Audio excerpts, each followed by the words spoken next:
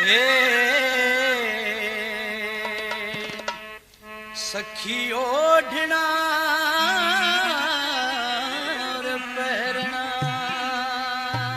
बेटे समीर। ए सखी ओढ़ना और पहरना, श्रृंगार चाहिए से ए मैं 16 साल की होली मने भरतार चाहिए से सखी ओढ़ना। मित्रों, आपको याद है कि जब एक घड़े में पहली दफ़े हम पानी डालते हैं, वो पानी पीते हैं, तो ख़ास तरह की एक महक उस पानी में से आया करती है और ख़ास तरह की शीतलता वो पानी लिए होता है। वो शीतलता ऐसी होती है कि जो फ्रिज में तैयार नहीं होती। वो महक ऐसी होती है जिसे आप प्रयोगशालाओं में तैयार नहीं कर सकते। वो महक कुछ ऐसी होती है जो शीशियों में बंद नहीं होती। इसी तरह की शीतलता, ऐसी ही महक लिए होती है लोक गायकी भी। हमारे हरियाणा में लोक गायकी की, सांग की एक बहुत समृद्ध परंपरा रही है। मैंने अभी 3-4 दिन पहले एक रागिनी सुनी, सखी ओढ़ना पहरना सिंगार चाहिए से। और जब मैंने वो रागिनी फेसबुक पर अपने दोस्तों के साथ साझा की तो मैंने देखा कि उस रागिनी को लेकर लोगों में अजब तरह की दीवानगी है। 3-4 दिन पहले से लेकर अब तक मैं खुद उस रागिनी को करीब 300 दफ़े सुन चुका हूँ। सुबह से लेकर शाम तक हर वक्त मानो उस रागिनी में मैं खोया रहता हूँ।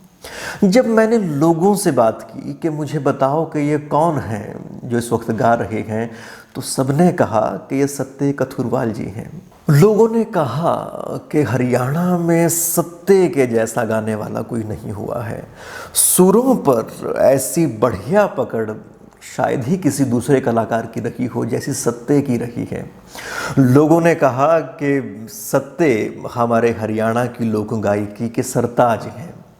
लोगों ने कहा कि सत्ते के अभिनय को, उनकी अदायगी को देखने के लिए बच्चे, बूढ़े, जवान बहुत दूर दूर तक की यात्राएं किया करते थे। लोगों ने कहा कि जिन्होंने भी सत्ते को देखा है, सुना है, उसे वो भूल नहीं पाए, वो हमेशा से उनके साथ हो लिए हैं। तो इन सब बातों के बाद मुझे लगा कि क्यों ना उनके विषय में कुछ और जाना जाए। पर मैं बड़ा हताश हुआ कि मैंने बहुत सारे माध्यम तलाशे, पर मेरे को इस गायक के विषय में बहुत कुछ नहीं मालूम पड़ा। बस इतना पता चला कि वो अब इस दुनिया में नहीं हैं, और साथ ही मालूम पड़ा कि उनके सुपुत्र सोमवीर कथुरवाल स्वयं इस वक्त एक बढ़िया लोक गायक हैं। वो धीरे धीरे करके उभर रहे हैं। उनके पास अपने पिताजी की शानदार विरासत है, और इसके अलावा जो हरियाणा में आधुनिक हरियाणवी जो गीत बनकर हमारे सामने आ रहे हैं, उसकी भी अग्रिम पंक्ति में खड़े एक व्यक्तित्व वो हैं। तो मैंने कहीं से उनका नंबर लिया और विचार किया कि क्यों न सत्ते कथुरवाल जी के विषय में स्वयं उनके पुत्र सोमवीर जी से बात की जाए, उनकी परंपराओं को समझा जाए, उनके जीवन को समझा जाए, उनके संघर्षों को जाना जाए, और किस तरह से उनका परिवार उस विरासत को संभाले हुए है, उस पर बात की जाए। तो आइए आज की हमारी ये बातचीत हम शुरू करते हैं। सोमवीर जी नमस्कार। नमस्कार सर। और कैसे हैं सोमवीर जी आप? मैं सर बहुत अच्छा हूँ सर। आप कैसे हैं सर लॉकडाउन में? लॉकडाउन में बस बढ़िया है, और ऐसी बहुत सारी चीज़ें हैं जो छूटी हुई थी, तो लॉकडाउन का फ़ायदा ये रहा कि उन सब की तरफ ध्यान चला गया और वो चीज़ें हमारे अंदर शामिल हो गई। सर बहुत अच्छी बात है, ऐसा ही हमारे साथ हुआ है ना। कई बार फैमिली से हम उस तरह से इंटरेक्ट नहीं हो पाते हैं जब हम अपने काम में बिजी होते हैं, या फिर टाइम नहीं दे पाते हैं फैमिली को। तो अब महसूस हुआ कि फैमिली वाले सब अच्छे हैं। और सोमवीर जी, जैसा कि आपसे मैंने बात की थी, आज आपके पास जिस मकसद से मैं बात कर रहा हूँ वो है आपके जी सर। पिताजी सत्ते कथुरवाल जी के विषय में। जी तो जी सर। उनके बारे में असल में सब के सब लोग इतना चाहते हैं उन्हें, इतना मानते हैं उन्हें, ये कहते हैं कि उनके मार्के का कोई दूसरा आदमी हुआ नहीं है। तो उनके जी। जीवन के बारे में आप प्लीज कुछ बताएं। ऐसी बहुत सारी चीजें हैं जो आप उनके पुत्र हैं तो आपको वो मालूम है, हमें वो मालूम नहीं, पर चाहते सब के सब हैं उन चीजों को पता करना। तो अपने परिवार के जी बारे में बिल्कुल बताएं, आपके पिताजी का जन्म कहाँ पे होता है, उनका बचपन किस तरह से रहता है। सर। मैं जब मेरे फादर साहब एक्सपायर हुए तो मैं 15 साल का था। मैं काफी छोटा था सर। अच्छा जी। और मतलब जितनी भी जानकारी मुझे है, जितना मुझे पता है, जितना मुझे होश था उस टाइम बचपन में, तो वो सारी चीजें मैं आपको बता देता हूँ। क्या था कि अ, मेरे फादर, हम कथूरा गांव से हैं सर। हम्म। यही जो कारण है जिसकी वजह से वो पीछे हम कथुरबाल लगाते हैं। जैसे मैं सोमवीर कथुरबाल लगाता हूँ तो मेरे फादर साहब की वजह से, कि मतलब एक जमीन का नाम भी हमारे नाम के साथ जुड़े, जुड़ या फिर जाता है। हमारा नाम जमीन के साथ जुड़े, ये बड़ी बात है। तो इस वजह से मेरे फादर से सत्य कथुरबाल, वैसे उनका नाम सतबीर है। ओके। सतबीर उनको जैसे जैसे शॉर्ट नेम होता है। जैसे मेरा नाम यस। सोमवीर है तो मुझे घर पे सोनू बोल देते हैं। हाँ हाँ, घर में तो हमारे यहाँ पे वो नाम होता है। हाँ हाँ, तो इसी तरह से उनको सत्य बोलते थे घर से। घर पे भी सब सत्य बोलते थे, जहाँ पे वो काम करते थे वहां पे भी सब सत्य बोलते थे। तो उनका नाम यही हो गया फिर, सत्य कथुरवाल। तो ये है। और हमारी फैमिली में मेरे फादर साहब के अलावा, जैसे मैं, मेरे दादा के 3 बेटे थे और 5 बेटियां थी, यानी कि 8 बच्चे थे, जिनमें मेरे पापा मेरे ख्याल से तीसरे चौथे नंबर पे आते हैं। मेरी बुआ है 5, और उनके अलावा मेरे चाचा थे 2, जिनमें से मेरे फादर साहब एक्सपायर हो चुके हैं, मेरे एक चाचा एक्सपायर हो चुके हैं, एक चाचा बचे हुए हैं, 5 बुआ हैं। ये है सर। उनका बचपन था, उनकी पढ़ाई उस लेवल पे नहीं हो पाई थी, क्योंकि गांव का जो हिसाब किताब थोड़ा सा ये होता है कि बचपन में ही कमाना शुरू कर देते हैं, क्योंकि बैकग्राउंड हमारा इतना, किसी का भी बैकग्राउंड, जो गांव में रहने वाले लोग जो खासकर पहले थे, तो इतना स्ट्रॉन्ग बैकग्राउंड नहीं था। इस वजह से पढ़ाई बीच में छोड़ के उन्होंने काम शुरू कर दिया। गाने बजाने का शौक था, इस वजह से वो अच्छा। सारा आंग में गाना बजाना स्टार्ट कर दिया उन्होंने। अच्छा, जो गाना उन्होंने शुरू किया तो वो फिर जुड़े कैसे, कौन सी मंडली से जुड़े, कब जुड़े, उसके बारे में कुछ बताएं जो आपने सुना हो परिवार से।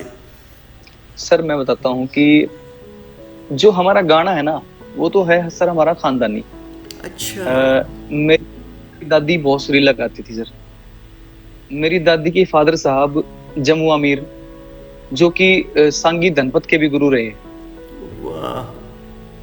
वो मतलब एक तरह से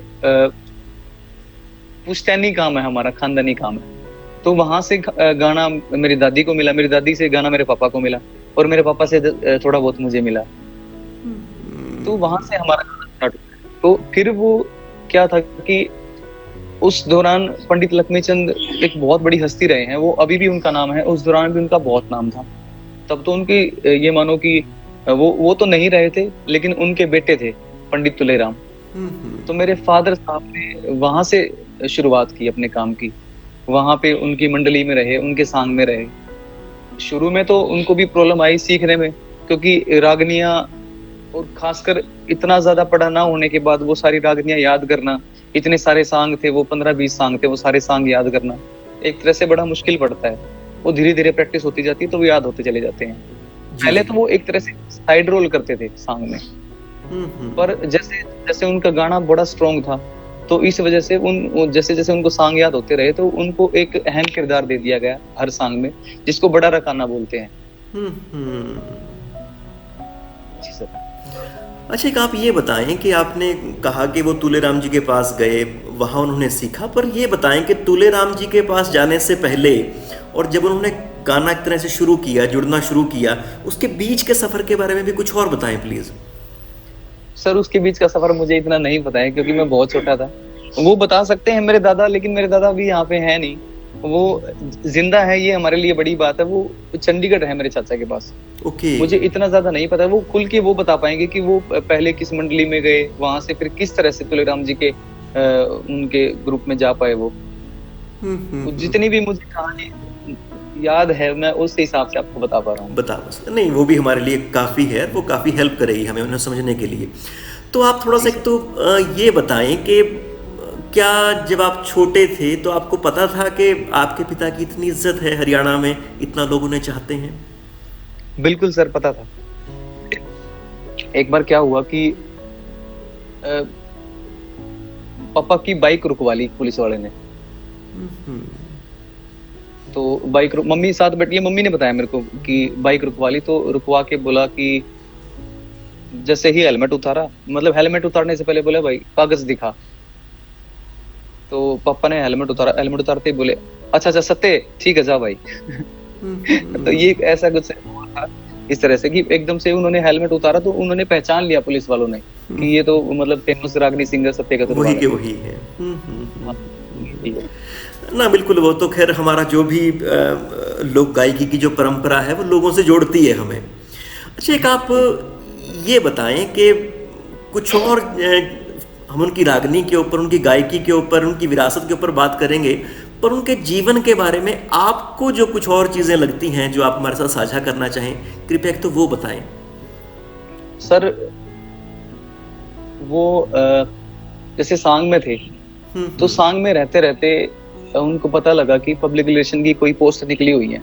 अच्छा जी। जबकि दौरान ऐसा होता था कि मतलब ज्यादा क्वालिफिकेशन की जरूरत नहीं होती थी, उन्होंने सिर्फ 8वीं पास कर रखी थी तो ज्यादा क्वालिफिकेशन की जरूरत नहीं होती थी। तो उन्होंने जैसे उस सांग में एक और जो हारमोनियम पे होते थे वो बल्ले मोमिया जी, बड़ा मैं उनका बड़ा आदर करता हूँ, वो हमारे बड़े सीनियर हैं, मेरे फादर साहब के भी बहुत सीनियर हैं वो। तो उन्होंने उनसे बात की कि बल्ले जी ऐसे ऐसे पोस्ट निकली हुई है। तो बल्ले जी ने कहा हाँ पोस्ट निकली हुई है। तो बोले मैं नौकरी करना चाहता हूँ, मेरे फादर साहब बोले नौकरी करना चाहता हूँ, ये सॉन्ग तो कब तक चलेंगे और कब तक हम गाते रहेंगे, क्योंकि एक आर्टिस्ट की एक एज लिमिट होती है, उसके बाद मतलब एक लेवल चेंज हो जाता है, लोग दूसरा सुनना शुरू कर देते हैं।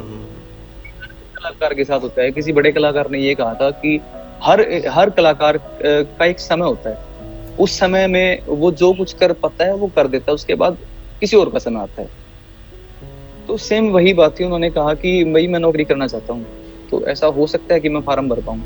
तो वो बल्ले मोमिया जी ने बड़ी ज्यादा हेल्प की उनकी, वो फॉर्म भरवाने में सारा मतलब उनका एक्सपीरियंस खासकर निकलवाने में कि एक्सपीरियंस कितना है उनका इस विधा में, सांग विधा में। हालांकि जो तुलेराम जी वो थे वो नहीं चाहते थे कि वो वहां से जाएं।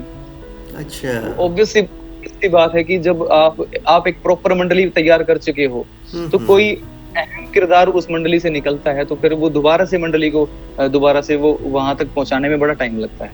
तो उनका भी मतलब ये जायज था कि भाई वो ना जाए वहां से तुलेराम जी का, पर फिर भी हर इंसान को अपना फ्यूचर देखना होता है, अब मतलब एक अगले कदम पे बढ़ना होता है। तो इस वजह से उन्होंने वो फॉर्म भरा और किसी तरह से इंटरव्यू होके और उनकी जॉब लग गई पब्लिक रिलेशन डिपार्टमेंट में एज एन आर्टिस्ट। अच्छा जी, तो ये बात कहाँ की, रोहतक की बात है? जिला ये बात नहीं, ये उनकी जॉब लगी थी सिरसा। अच्छा, सिरसा ज्वाइन किया था उन्होंने और सिरसा हम 8 साल रह के आए हुए हैं। उस टाइम तो मैं बहुत छोटा था सर, मैं मेरे ख्याल से जब वहां से जब ट्रांसफर हुई, भिवानी ट्रांसफर हुई थी वहां से, तो ट्रांसफर हुई उस टाइम में मेरे ख्याल से 3री 4थी क्लास में था, काफी छोटा था। तो इस तरह से वो अपने जीवन में आखिर तक फिर नौकरी में ही रहे उसमें साथ में, और साथ में वो गायकी भी करते थे। अरे सर बहुत, हाँ उन्होंने नौकरी भी की, उन्होंने बहुत काम भी किया, उन्होंने गायकी भी खूब की, बल्कि नौकरी के साथ साथ उन्होंने अपनी खुद की सांग मंडली कर ली थी। अच्छा, वो टाइम पे बीच में अच्छे खासे बढ़िया प्रोग्राम करते थे, जो खासकर ये सिर्फ फोक के प्रोग्राम होते, जो सांग के प्रोग्राम थे। एक टाइम था जब गढ़वे वालों का क्रेज ज्यादा हो गया था, तब भी उनके साथ भी वो प्रोग्राम करते थे, तो सिर्फ अपने फोक साजबाज के साथ करते थे, है ना। हमारी कलाकारी लैंग्वेज में होता है तो एक दंगल का कलाकार होता है, एक बैठक का कलाकार होता है। बैठक का कलाकार यानी कि जो क्लासिकली रागनियों को गाए, जो सूफियाना अंदाज में रागनियों को गाए, और दंगल का कलाकार होता है जो कि ऑडियंस के हिसाब से रागनियों को गाए। तो वो हर तरीके से माहिर थे सर वो। अच्छा, बाकी ये बताएं कि जब आप छोटे थे तो क्या उन्होंने आपको सिखाया भी है या फिर आप उनको देखते खुद से खुद सीखते चले गए? सर उन्होंने मुझे 2-3 चीजें सिखाई हैं, वहां से मेरी शुरुआत हो गई थी। एक्चुअली मुझे पता नहीं कैसे, मुझे खुद भी नहीं पता मुझे मेरा गाना कैसे स्टार्ट हुआ। मैं जैसे स्कूल में कुछ गुनगुना रहा था, किसी टीचर ने मेरे को सुन लिया गुनगुनाते हुए, तो उसको लगा कि मैं गा सकता हूँ, तो वो एक सीनियर क्लास में लेके गए मुझे, तो बोले कि गाना सुना कोई। मैंने वहां पे खड़े होकर कोई गाना सुनाया फिल्म का, और उनको ये फील हुआ कि भाई मैं अच्छा गा रहा हूँ, तो कहीं ना कहीं उन्होंने मेरे फादर साहब को बुलाया स्कूल में कि भाई आपका बेटा अच्छा गाता है। तो फिर मेरे पापा ने घर पे आने के बाद मुझसे सुना कि मैं भाई सच में गा भी रहा हूँ कि भाई वैसे ही, तो उनको भी महसूस हुआ कि मैं ठीक ठाक गा रहा हूँ, तो उन्होंने मुझे सिखाने की कोशिश की। बल्कि एक टाइम ऐसा था जब मेरे पापा की भिवानी ट्रांसफर हुई थी, तब भिवानी में उन्होंने काफी तलाश की कि कोई क्लासिकल सिखाने वाला मिल जाए, क्योंकि उन्होंने क्लासिकल नहीं सीखा हुआ था। किसी भी सिंगर के लिए बेसिक क्लासिकल होना बेहद जरूरी होता है सर। जितना हमें खानदानी मिला हुआ है वो तो है ही, लेकिन अगर हम उसके ऊपर क्लासिकल सीख लेते हैं तो उस गाने के ऊपर पॉलिश हो जाती है, बहुत क्लीन हो जाता है वो गाना। बहुत सही कहा आपने। हाँ, तो उन्होंने बड़ी कोशिश की, भिवानी में काफी जगह घूमे कि मेरे को कोई मतलब सिखाने वाला मिल जाए, कोई गुरु मिल जाए, तो वो नहीं मिल पाया। उस टाइम शायद उनकी भी शुरुआत थी भिवानी में, इतनी जान पहचान नहीं थी।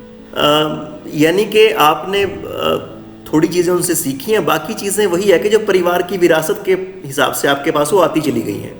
जी बिल्कुल, जो परिवार की विरासत वो, और उसके अलावा जब वो नहीं रहे थे हमारे बीच में, मैंने उनके सॉन्ग बहुत ज्यादा सुने हैं सर। जगदीश कैसेट कंपनी एक कंपनी होती थी नरेला में, तो उसके अंडर उन्होंने 15-16 सॉन्ग रिकॉर्ड किए थे। बलवान दौरी जी सांगी थे उसमें, और वो थे, और 1-2 सॉन्ग धर्मवीर सांगे जी हैं जी, बहुत बड़ा नाम है धर्मवीर सांगे जी का, बगाना से, हिसार से।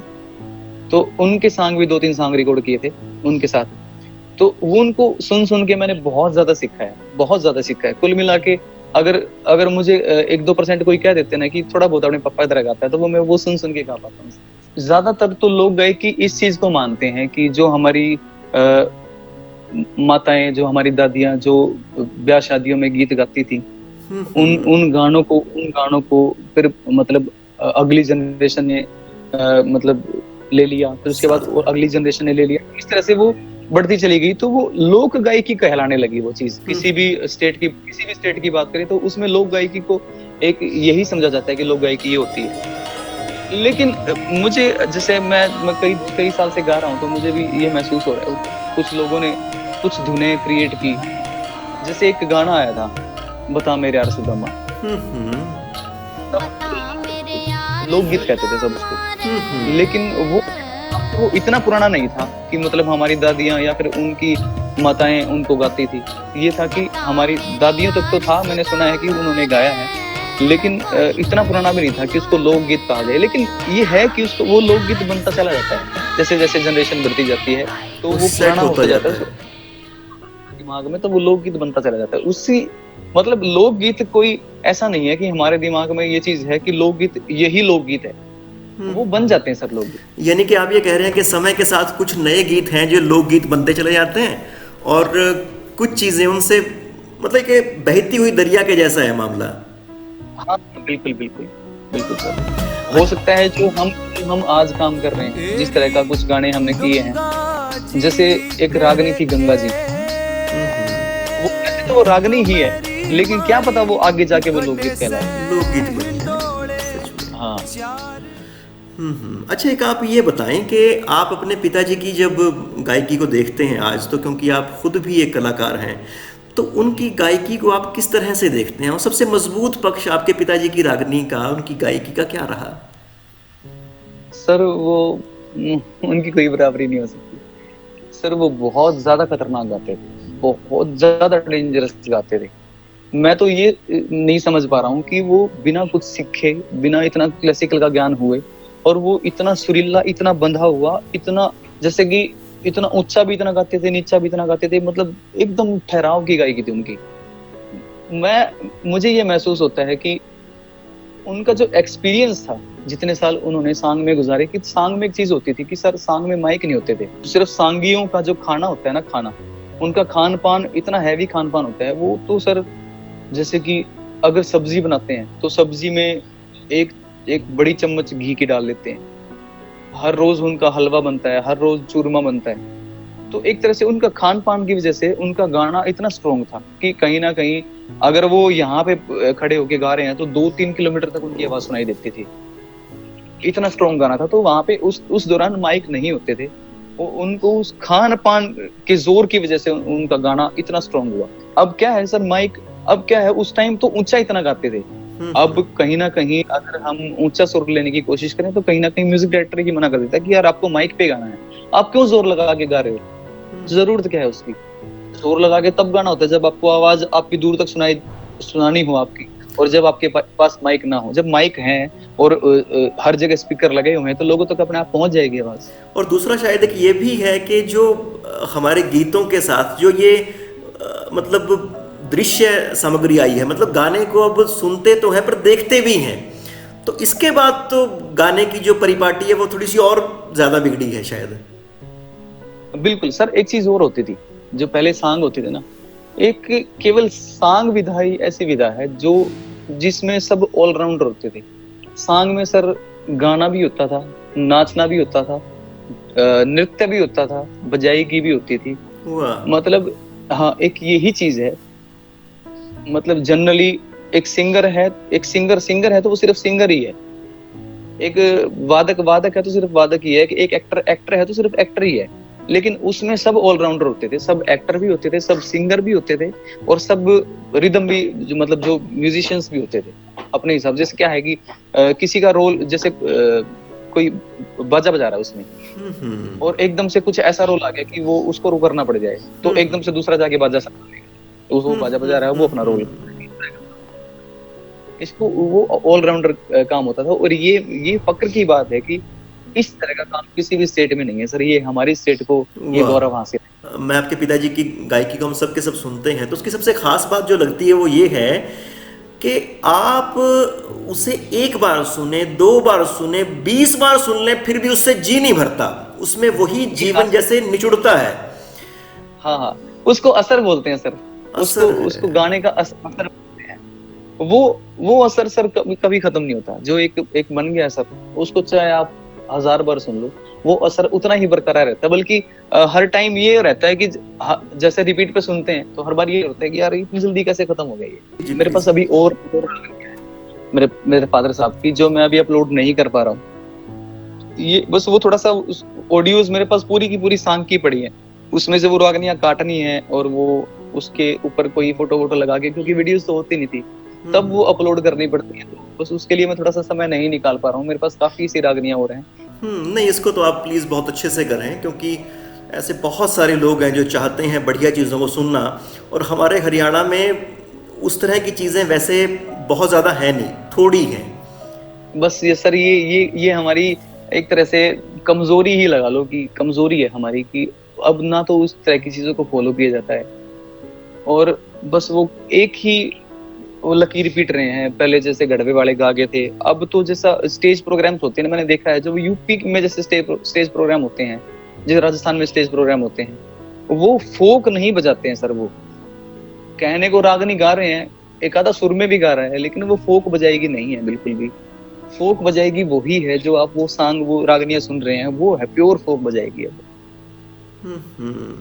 अच्छा, एक आड़ क्या होते हैं सर कि वो उसको ठा दुगण की लय बोलते हैं, सॉन्ग की भाषा में ठा दुगण की लय बोलते हैं उसको। पहले वो सिंगल चलती है, उसके बाद उसकी दुगण होती है, उसके बाद जनरली जैसे क्लासिकल की बात करें तो उस दुगण के बाद चौगुण होती है, लेकिन उसमें तिगुण भी होती है सर।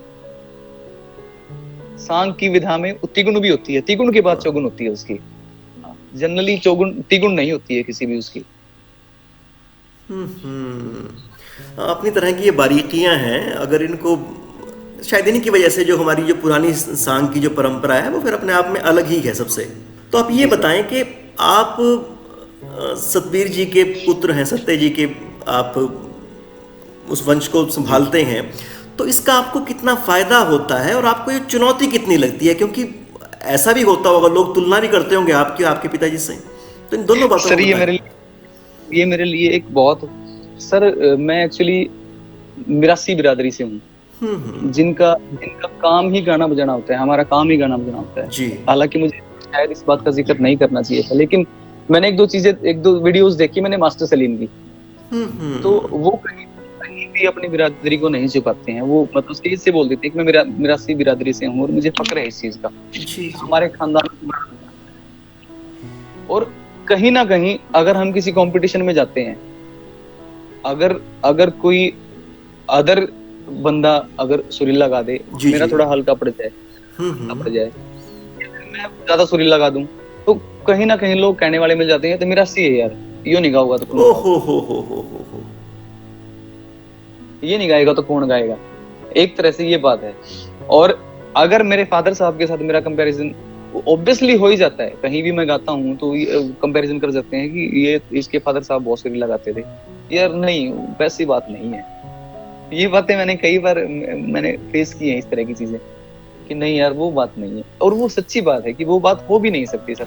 मैं अपनी कितनी भी मेहनत कर लूं, उनके आसपास भी नहीं जा सकता। क्योंकि जिस तरह से उन्होंने जीने के लिए वो विधा अपनाई हाँ थी, हाँ, उस तरह से अपने आप को खपाया था, आजकल की स्थितियां बिल्कुल वैसी है नहीं जो आपको उतना रफ एंड टफ नहीं है बनने की सर। इजाजत दें। ये तो तपस्या की है सर। तपस्या की है। और साथ में एक और चीज है कि जैसा कि आपने बिरादरी की बात कही, तो असल में हर बिरादरी के पास अपनी एक धरोहर होती है, अपनी एक ताकत होती है। जरूर बात है।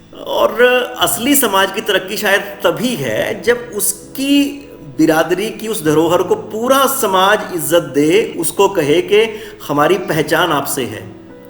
हाँ, वाह वाह वाह वाह। सर मैं इस बात में बड़ा फक्र महसूस करता हूँ। जैसे हम कई बार जाते हैं जी किसी प्रोग्राम में, जैसे किसी बिरादरी के प्रोग्राम में जाते हैं, तो वहां पे बड़ा जोरों शोरों से स्वागत होता है हमारा। मैं और मेरा वाह छोटा भाई है कपिल जी कपिल और वो वहां पे ये बोलते हैं, स्टेज से बोलते हैं कि अगर हमारी बिरादरी को कोई चार चांद लगा रहा है, कोई अगले लेवल पर लेके जा रहा है, तो ये बच्चे हैं जो बिरादरी के लिए काम कर रहे हैं। वाह कहीं ना कहीं आजकल हर बिरादरी में कोई ऐसी बात नहीं है, हर बिरादरी में वो कामयाबी के पीछे भाग रहे हैं। कामयाबी इन द सेंस कि कोई नौकरी मिल जाए, चाहे 4th क्लास की नौकरी मिल जाए, वो उस 4th क्लास की नौकरी को ही कामयाबी समझते हैं सर। तो कहीं ना कहीं हर परिवार, हर खानदान, हर बिरादरी वो एक नौकरी के पीछे भाग रहे हैं, सरकारी नौकरी के पीछे, कि सरकारी नौकरी मिल गई, हमारा छोरा कामयाब हो गया।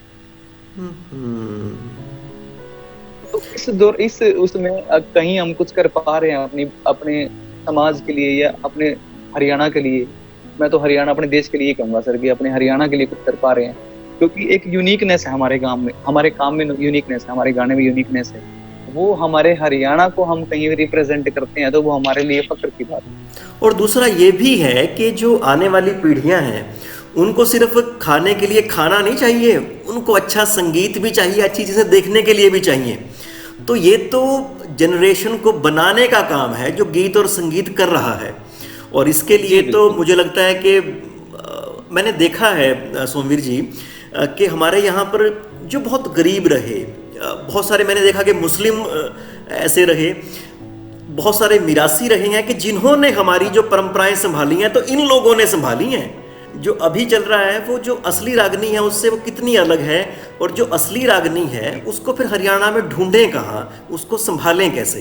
कोई भी वो काम नहीं कर रहा है। मैंने बहुत सारे लोगों को जो खासकर मेरे फादर साहब के टाइम में भी जो रागनी गाते थे, और वो कहीं ना कहीं वो वहीं पर हैं जहां से उन्होंने स्टार्ट किया था। अब मैं किसी भी सांगी की बात करूं, धर्मवीर सांगी को ही ले लो, धनपत सांगी जो थे हमारी बिरादरी के सबसे बड़े सांगी अब तक वही हुए हैं। उन्हीं को याद करते हैं, सब याद करते हैं, सब याद करते हैं उनको। ना तो उनकी कोई रिकॉर्डिंग है, ना कोई उनकी कोई VCR की कैसेट है, ना कुछ भी नहीं है उनका जिसको एक हम ये माने कि हमारी धरोहर है, इसको हम आगे बढ़ा सकते हैं। जो उनके चेले थे उन्होंने मतलब उनको आगे बढ़ाने की कोशिश की, लेकिन कहीं ना कहीं जाकर बाद में ये होता है कि यार अब समय चेंज हो रहा है, उनको सुनना बंद कर दिया लोगों ने, फिर नेक्स्ट लेवल पर बढ़ गए, फिर वो कहीं ना कहीं गढ़वे वाली रागनियां आ गई। सर मैं हालांकि सब अपने हिसाब से अपने गाने को आगे बढ़ाने की कोशिश करते हैं, लेकिन मैं नहीं मानता कि जो गढ़वे वाली रागनियां हैं वो हमारा फोक नहीं है सर। वो केसी शर्मा जी एक IAS ऑफिसर होते थे, वो पंडित लक्ष्मीचंद को बहुत ज्यादा मानते थे, और मतलब अगर पंडित लक्ष्मीचंद के, पंडित तुलराम जी के बाद किसी ने फोक को संजोए रखने की, किसी ने फोक को आगे बढ़ाने की कोशिश की है, तो वो IAS ऑफिसर केसी शर्मा ही थे। वाह। एक्सपायर हो चुके हैं सर वो, मतलब उनके बाद अब कोई भी संभालने वाला नहीं है, सब अपने हिसाब से अपना काम कर रहे हैं। यानी कि हमारा जो फोक है उसको यूज कर रहे हैं, उसको बढ़ा या उसमें जोड़ नहीं पा रहे हैं। नहीं सर, यूज भी नहीं कर रहे हैं सर, क्योंकि यूज किसी को करना ही नहीं आता। यूज किसी को पता ही नहीं उस चीज का।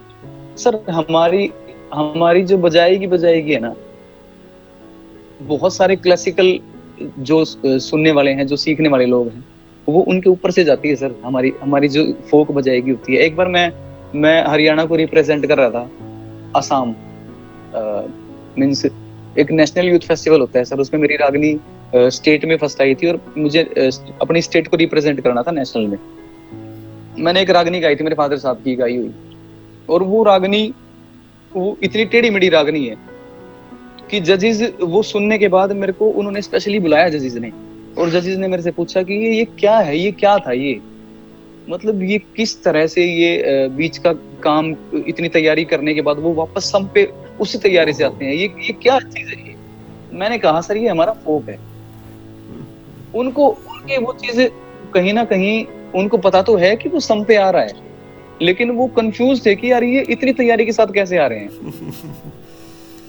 अब वो चीज तो सर वही समझा सकता है, या तो जिसने वो चीज जी है। अब जो आजकल के कलाकार हैं, जिन लोगों ने वो चीजें सुनी नहीं है, उनको पता ही नहीं है, वो अपने हिसाब से कुछ भी गा रहे हैं, लेकिन मैं उस चीज को गाना नहीं मानता सर। अच्छा, मुझे बड़े बोल, मैं कान पकड़ के बोलता हूँ, मुझे बड़े बोल नहीं बोलने चाहिए, लेकिन ये सच्ची बात है कि कहीं ना कहीं हम अपने फोक को खराब कर रहे हैं, और कर चुके हैं, लगभग ज्यादातर खराब कर ही चुके हैं, क्योंकि इस तरह के प्रोग्राम कोई होते ही नहीं, कोई सुनता ही नहीं है। क्या आपके पिताजी को वो चीजें मिली हैं जिसके वो वास्तव में हकदार थे? नहीं सर, वो तो चीजें वो बंदे देंगे ना जिनको उन चीजों की समझ हो। उन चीजों की समझ ही नहीं है सर किसी को, उस गहराई की समझ ही नहीं है, उस गाने की समझ ही नहीं किसी को। तो वो सम्मान तो तब देंगे ना कि जब उनको पता हो कि नहीं यार ये चीज कोई नहीं कर सकता जो इन्होंने कर दिया। तो कहीं ना कहीं एक वो उनकी नौकरी थी, हमारे लिए वही बड़ी बात थी कि वो एक हमें इस लेवल पर पहुंचा पाए अपने काम के जरिए, अपनी नौकरी के जरिए, कि हम उनकी चीजों को आगे दिखा सकें, आगे बढ़ा सकें। अब इस कंडीशन में आ चुके हैं कि सर अगर मैं म्यूजिशियंस की तलाश करूं ना, फोक के म्यूजिशियंस की तलाश करूं, तो मेरे को म्यूजिशियंस मिलते नहीं। उनके पसंदीदा गायक कौन थे, लोक कलाकार, किनको वो बार बार सुनते थे, किनकी वो बातें करते थे, उसके बारे में बताएं प्लीज कुछ। सर वो लोक कलाकार, उनसे पहले लोक कलाकार एक यूपी से गुलाब सिंह हुए हैं। वो बेहद सुरीला हरियाणवी गाते थे, बेहद सुरीला। अगर लोक कलाकारों की बात करें तो वो कुछ चुनिंदा ही लोक कलाकार है जिनको सुनते थे। अगर मतलब जनरली बात करें कि वो और किस को सुनते थे, वो गुलाम अली साहब को सुनते थे, बहुत ज्यादा सुनते थे, और वो नुसरत साहब को सुनते थे, बेहद सुनते थे, और रफी साहब को सुनते थे। कहीं ना कहीं जिस इंसान को सुर की मार होती है तो वो बहुत ज्यादा सुरीली चीजें सुनते हैं। उसमें लैंग्वेज मैटर नहीं करती कि वो हरियाणवी है या वो हिंदी है या वो पंजाबी। घर पे आके भी कुछ रियाज करते थे या फिर वो जब मंडली में गए सबके साथ मिले वहीं पर रियाज किया, ये कैसे होता था? सर बिल्कुल वो उन्होंने घर पे रियाज नहीं किया कभी, मैंने तो कभी देखा नहीं सर उनको रियाज करते हुए, क्योंकि उनकी प्रैक्टिस, उनका रियाज इतना ज्यादा हो चुका था सांग में गा गा के। सर अगर सांग का ऐसा काम होता था कि भाई घर से निकले हैं और वो कम से कम 1.5 महीने में, 2 महीने में, 3 महीने में आके वापस घर पे आते थे, और वो इतने दिन रेगुलर सांग करते थे, हो सकता था दिन में कई बार वो दिन में 2 भी सांग करते थे। तो सर वो इतना ऊंचा गा के, इतना ठहराव के साथ गा के, उनका ऑलरेडी इतना ज्यादा रियाज हो चुका था कि मुझे नहीं लगता कि उनको मतलब घर पे बैठ के दोबारा से स्वर साधने की जरूरत थी। बिल्कुल सही आप कह रहे हैं। तो आखिर में फिर आपके पिताजी मतलब सेटल कहाँ होते हैं? जब वो अंतिम समय में थे, क्या उस टाइम भिवानी ही थे वो? जी सर, वो अंतिम समय में भिवानी ही थे। उनको पीलिया हो गया था सर। उन्होंने मतलब इलाज काफी करवाने की कोशिश की, लेकिन वो वापस ठीक नहीं हो पाए। उसके बाद वो बढ़ते बढ़ते उनको कैंसर बता दिया कि भाई कैंसर की स्टेज में है ये, और मतलब सीधा 3rd स्टेज में है। इतने ज्यादा कमजोर हो चुके थे कि वो उनको मतलब पहचान भी नहीं पा रहे थे लोग, इतने ज्यादा कमजोर हो चुके थे। पापा के एक्सपायर होने के बाद वो उस टाइम एक ऐसा होता था कि गवर्नमेंट का एक मतलब कि जैसे अगर कोई एक्सपायर होता है तो या तो उसका बेटा अगर 18-19 साल का है तो उसको नौकरी उसको मिल जाएगी, अगर बेटा छोटा है तो फिर उसकी मम्मी को नौकरी मिलेगी।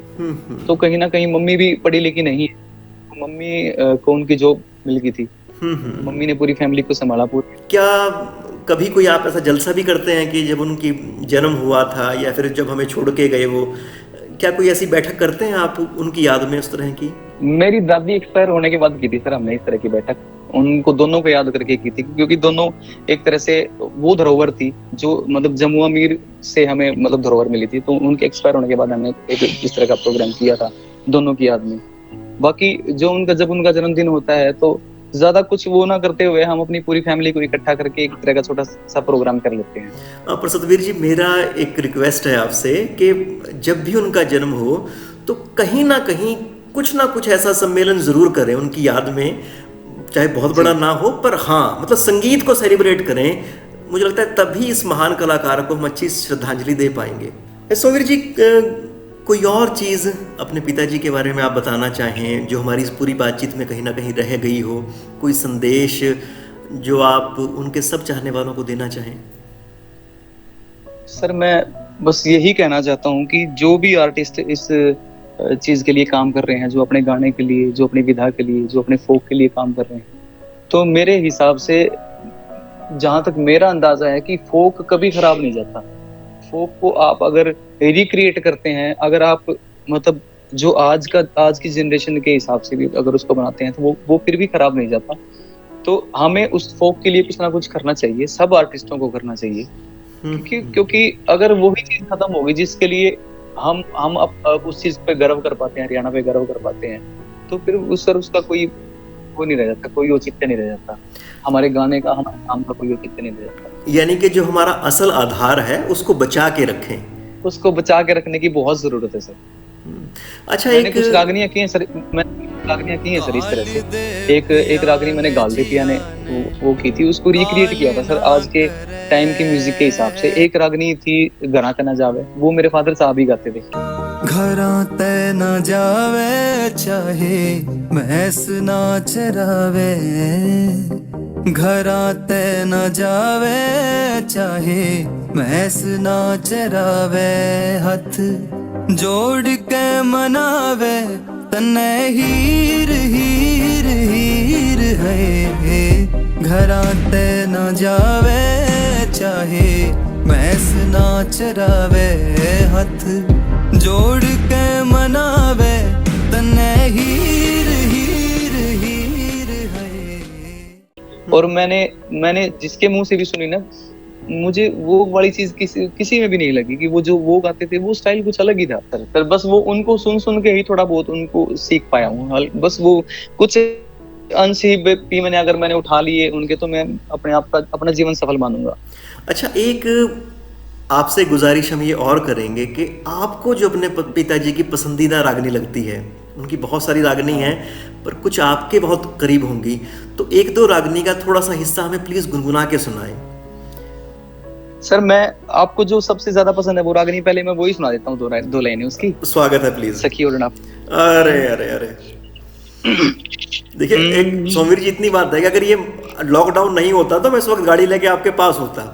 खैर, मिलते हैं जल्दी। कोई मैं जल्दी मिलता हूँ सर आपसे जी।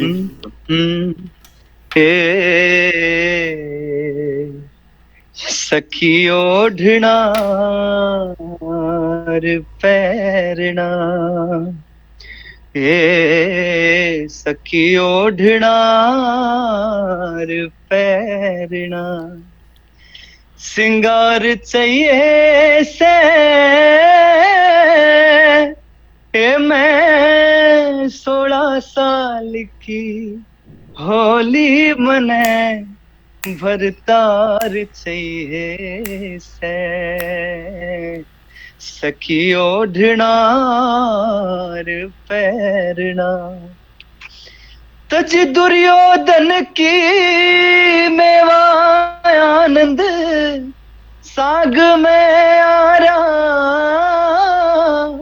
मद जोबन का, गंडा सा बन के बाग में आ रहा, ए सुपने में भी दिखे मेरी लाग में आ रहा, मेरी जोड़ी का बलमवा मारे बाग में आ रहा, हे पिया जी की घोड़ी का, हे पिया जी की घोड़ी का असवार चाहिए से,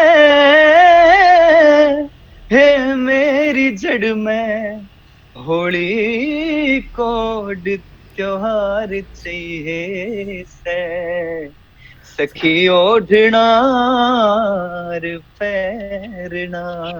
ओहो, ये सर। सच में सोमवीर जी, और बिल्कुल उनकी सत्य जी की एकदम याद आती है। आप देखना कि धीरे धीरे जैसे जैसे समय बढ़ता रहेगा, आप में भी वही रवानगी आएगी। हमें पूरा यकीन है, आपको सुनते हुए पूरी तरह से वो आता है कि ये वहीं से उठती है आवाज़। अच्छा, एक दो रागनी और बताएं जो उनकी जी, बड़ी पसंदीदा रागनी रही आपको। मैं एक वो रागनी सुनाता हूँ सर, जो आज तक मेरे एक्सपीरियंस में वो सबसे मुश्किल रागनी है। मुझे नहीं लगता कि कोई उसमें अपने आप को, जब तक उस रागनी में अपने आप को बिल्कुल धारण नहीं कर लेता, जब तक उसको कोई गा पाएगा। और सर मैंने बहुत ज्यादा सुनी है वो रागनी, मैं सच में उनके आसपास भी नहीं गा पाया हूँ उसको अब तक। वही रागनी जिसका मैंने थोड़ी देर पहले जिक्र किया था कि मैंने वो नेशनल में परफॉर्म की थी। ओके। और जिसके लिए जजेस ने मुझे स्पेशली बुलाया था, मैं वो रागनी सुनाता हूँ आपको सर। जी, स्वागत। ओ मत जाओ पिया, मत जाओ पिया, जीना लगे अकेली का मर्द बिन के जीना घर में बहू नई नवेली का। मत जाओ पिया, जीना लगे अकेली का मर्द बिन के जीना घर में बहू नई नवेली का। हो जो पतिव्रता वीर धर्म से हरगिज घटे नहीं, जो बने जोर जवानी पिया बिन सब तय डटे नहीं, हो सब तय डटे नहीं। ओ पिया बिन कटे नहीं, पिया बिन कटे नहीं, यो दुख उम्र दहली का मर्द बिन के जीना घर में बहू नई नवेली का। तो सर ये है वो रागनी। अरे सच में मजा आ गया, और पूरी की पूरी शास्त्रीयता भरी पड़ी है इस रागनी में। तो बिल्कुल बिल्कुल सर, ये खास बात है कि हमारी रागनियां, मतलब रागनियां उनको इसलिए बोलते थे क्योंकि वो राग बेस्ड होती थी प्रॉपरली। ये रागनी राग अहीर भैरव पे बेस्ड है। राग अहीर भैरव के सारे अंग लगते हैं इस रागनी में। और ज्यादातर जो मैं रागनियां मेरे पापा की गाता हूँ वो भैरवी की रागनियां ज्यादातर हैं उनकी। वाह, ये होता था सर कि, पर आजकल जो जैसे रागनियां गाते हैं, जो गढ़वे वाले गाते थे, वो कहीं ना कहीं वो फिल्मी धुनों के ऊपर, वो रागनियों का तो सिर्फ नाम रह गया सर, वो रागनियां है ही नहीं कहीं से। सबसे बुरा दौर ये रहा है। और आखिर में फिर वो क्या करते हैं, पूरी रागनी गाने के बाद वो असली जो गीत है वो भी गा देते हैं। वो रहा सहा बहम है वो भी चला जाता है आदमी का। हाँ सर, ये खास बात है। शाही लकड़ारा सांग से वो रागनी सर, मैं बिल्कुल प्योर रागनी। ओ मैं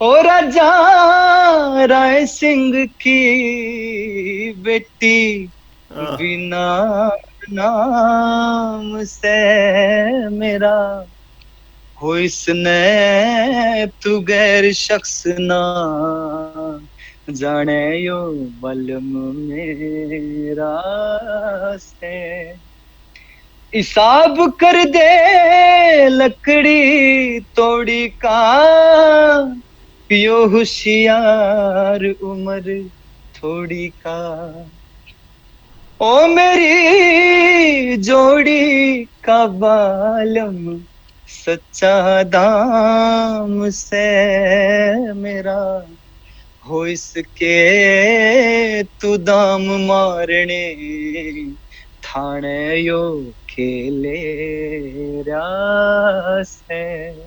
खैर रागनियाँ हम बहुत कम सुन पाए, पर सच में इस तरह की होती हैं रागनियाँ जिसके लिए ये हमेशा रहनी चाहिए।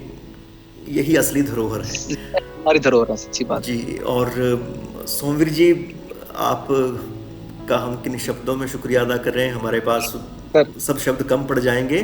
अरे सर, मेरी खुशकिस्मती है कि आपसे बात करने का मौका मिला। आपने मेरा पूरा सब कुछ वो वापस से मुझे उस लेवल पे लाके खड़ा कर दिया कि मैं वापस से उस चीज के ऊपर काम करूं, क्योंकि एक टाइम पे आगे मुझे भी ये लगने लग गया था कि जब कोई सुनता ही नहीं है तो मैं किसको सुनाऊं।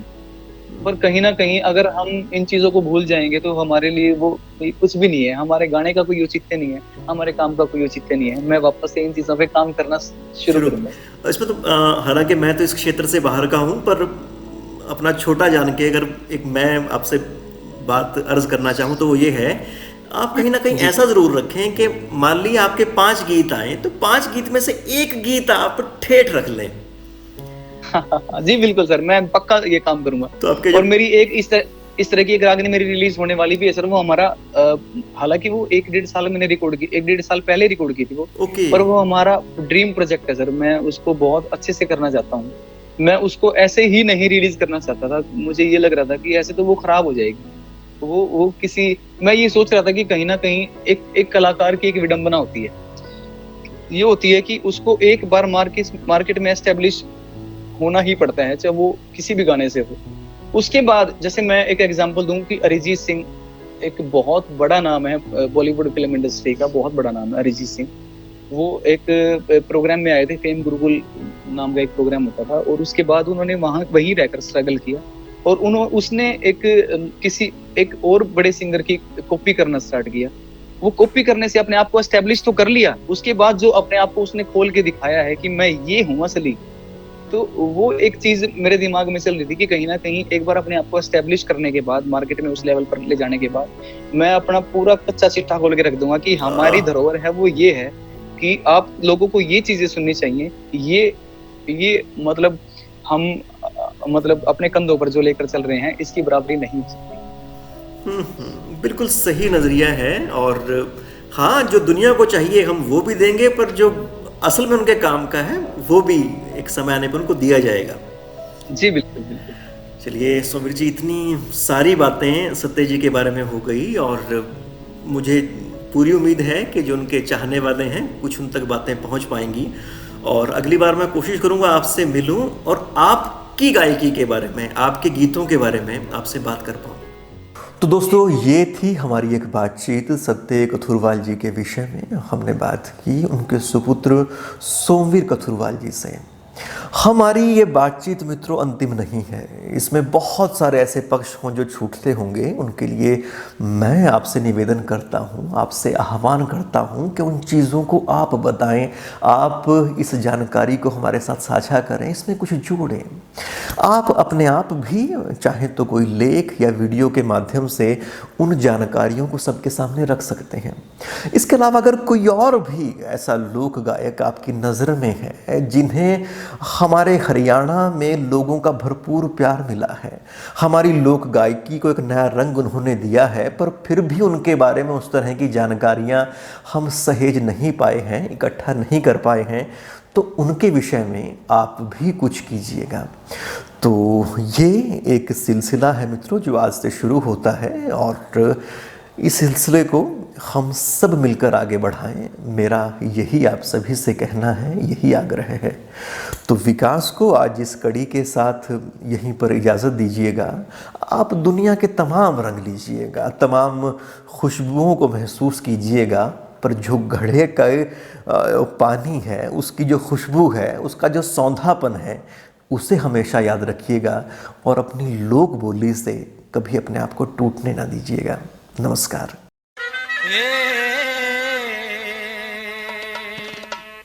सखी ओढ़ना और पहरना, बेटे समीर। सखी ओढ़ना और पहरना,